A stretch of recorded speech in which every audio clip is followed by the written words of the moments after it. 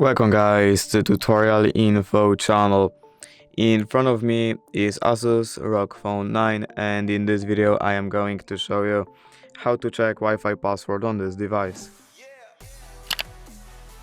Alright, so to do this, firstly we have to open our settings and now we have to click on the network and internet option. Right here we have to click on our network in the internet, and by scanning this QR code we're gonna get password to our Wi-Fi. And basically that's it. If you did enjoy this video, leave a like and subscribe.